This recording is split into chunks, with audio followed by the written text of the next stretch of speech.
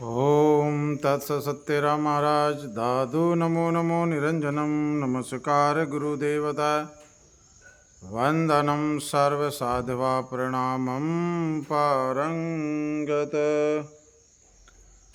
परमपिता परमात्मा देव अनंत ब्रह्मांड नायक श्री हरि के चरणों में प्रणाम करते हुए बाबा महाकालेश्वर मोक्षदायिनी माँ शिप्रा ब्रह्म ऋषि संत परवर श्री दादू दयाल जी महाराज के चरणों में कोटि कोटि प्रणाम करते हैं।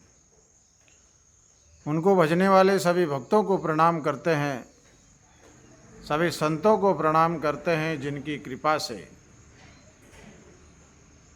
भगवान की प्राप्ति होती है और भक्ति मार्ग में बहुत ही मदद और सहायता मिलती है।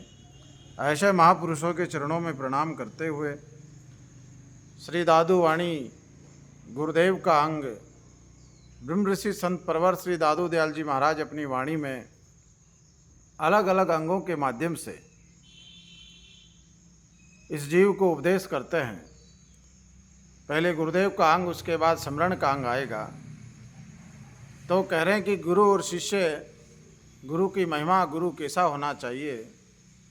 गुरु जो है भगवान की भक्ति करने वाला, सब मोह माया से दूर होना चाहिए। वो कह रहे हैं कि गुरु ऐसा होता है जो संसार के सभी विषयों से विरक्त कर देता है। गु नाम अंधेरा, रू नाम प्रकाश का है। जो अंधेरे से प्रकाश की ओर ले जाए वही गुरुदेव है। गुरु कृपा ही केवलम। अनेकों लोगों को वैराग्य हो जाता है, संसार के संसाधनों से परेशान हो जाते हैं, तो वो जो है भगवान की प्राप्ति के लिए, अध्यात्म की प्राप्ति के लिए, शांति के लिए संतों की शरण में जाते हैं। इसी क्रम में एक बहुत बड़े धनवान सेठ जी थे, उनको वैराग्य हो गया। जब उनको वैराग्य हुआ तो वो जो है किसी श्रेष्ठ गुरु की खोज में निकल पड़े। और जब वो श्रेष्ठ गुरु की खोज में निकले तो जा रहे थे तो मार्ग में एक महात्मा मिल गए। एक महात्मा ने पूछ लिया कि सेठ जी किधर जा रहे हो। तो सेठ जी ने कहा, मैं जो है गुरु की खोज में जा रहा हूँ। अब गुरु की खोज जो है भगवान की कृपा से ही मिल सकते हैं गुरु। तो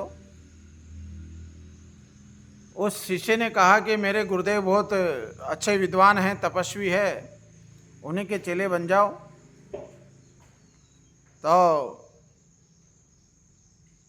वो जो सेठ जी थे उस महात्मा के साथ चल दिए। जाकर के गुरु जी को प्रणाम किया।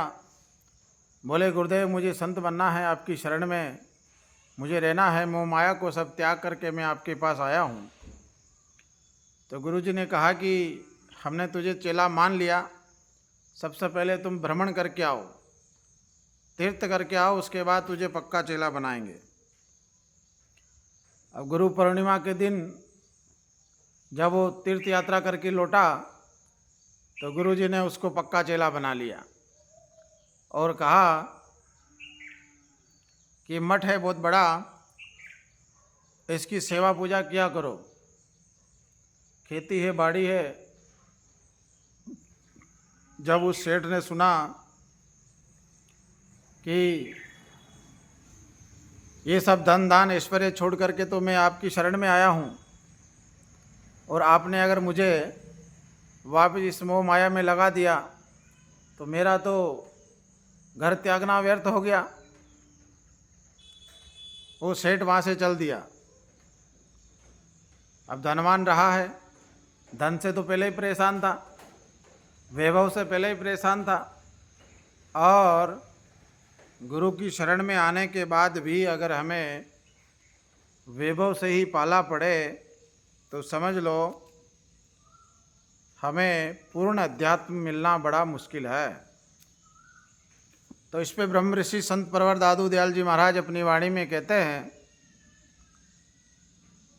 कि माया माही काट कर फिर माया में दीन, दोहू जन समझे नहीं एको काज ना कीन। वो कह रहे हैं कि एक माया से, सांसारिक माया से निकाल करके मठ मंदिर आदि माया में लगा देवे, तो माया से निकाल के दूसरी माया में फंसा देना, ये कोई अध्यात्म नहीं होता है। वो कह रहे हैं कि दो जन नहीं समझे, दोनों जन जो है समझ नहीं पा रहे हैं कि वास्तु में माया क्या है, अध्यात्म क्या है। तो कह रहे हैं कि ऐसे महापुरुष को बनाना चाहिए जो हमें अध्यात्म की शिक्षा दे दे। गुरु जो है भगवान का भजन करवाए, अध्यात्म की ओर प्रेरित करे। चेले को भगवान के प्राप्त जो है, जब तक भगवान की प्राप्ति नहीं हो जाती तब तक शिष्य के ऊपर अपना हाथ रखे, अपना अंकुश रखे। ऐसे महापुरुष की शरण में जाना चाहिए, ऐसे सद्गुरु की शरण में होना चाहिए, ताकि हमारा उद्धार हो, कल्याण हो। क्योंकि आजकल तो बड़ा कठिन कार्य हो गया है। जिसके पास ज़्यादा वैभव है, लोग उन्हीं की ओर भागते हैं। जिनके पास कारों का काफिला हो, बड़े बड़े मठ मंदिर हो, लोगों का हुजूम हो, तो उधर ही लोग आकर्षित होते हैं और अध्यात्म से कई कोसों मील दूर चले जाते हैं। इसीलिए महापुरुष कहते हैं कि एक शरण भगवान की, गुरु भी ऐसा हो कि भगवान का भजन करने वाला हो, परमात्मा का नाम लेने वाला हो, और सहज भाव से जो विभव, जो भी भेंट दक्षिणा आती हो, परमार्थ में लगाता रहे। ऐसे गुरु की शरण में जाना चाहिए, त्यागी तपस्वी जो इस जीव का उद्धार कर सकता, कल्याण कर सकता है। इसी आशा के साथ दादू राम, सत्यराम, जय श्री महाकाल।